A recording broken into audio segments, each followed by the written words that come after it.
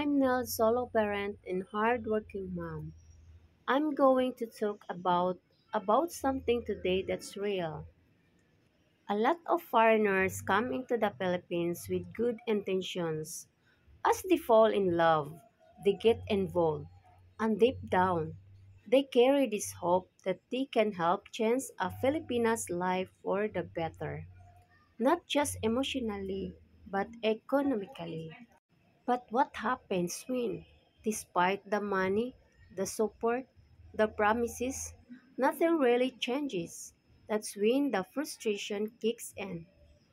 Because changing someone's economic future is a lot more complicated than just handing over cash.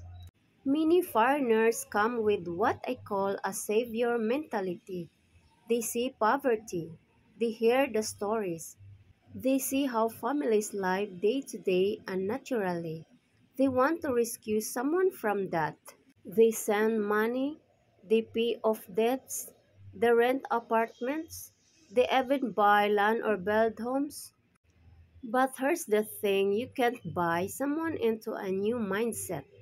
If poverty is all someone has known, money alone won't fix that. Another major issue is family dependency.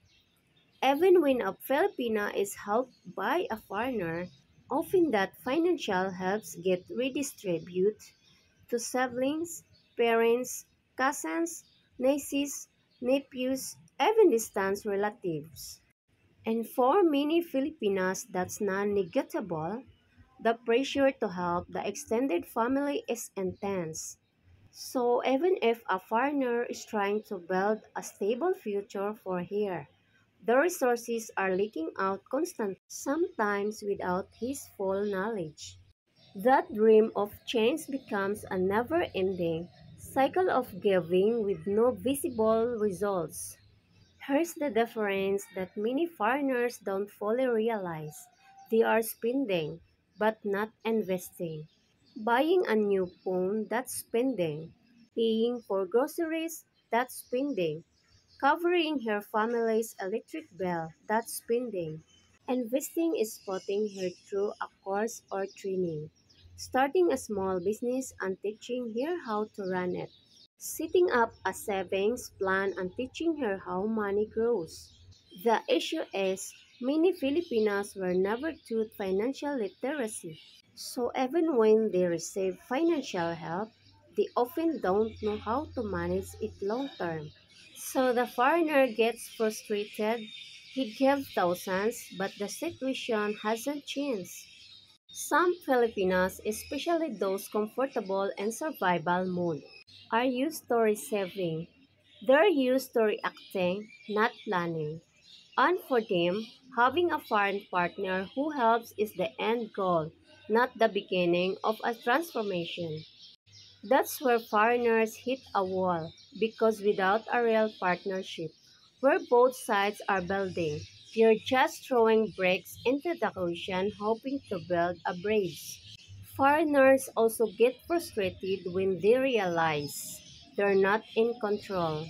You can't control someone's choices, how they spend, who they give to, or how motivated they are. You may want her to open a store. She may want to stay on TikTok all day. You may want her to take a course. She may be more interested in buying new clothes for a Facebook post. It's not always laziness. Sometimes it's lack of vision. Sometimes it's fear of change. But either way, it's out of your hands. Eventually, it becomes emotionally draining. Foreigners who started with big hearts and open wallets end up better, confused, and sometimes angry. They feel used, they feel unappreciated, they feel like their effort meant nothing. Some even walk away not just from the relationship, but from helping anyone ever again, because hope turned into disappointment and generosity turned into regret.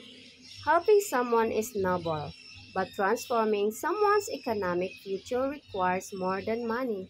It requires mindset shifts, education, discipline, and her own desire to change. A foreigner can provide opportunity, but the Filipino must have the right to take it and run with it. Otherwise, frustration is inevitable. So, to all my viewers, foreign or domestic, help wisely, invest, don't just give. Filipino must realize that true change comes from within, not just from who you date. That's the real future worth building. Thank you for subscribing, watching, and donating to my channel. We are family. See you on next episode.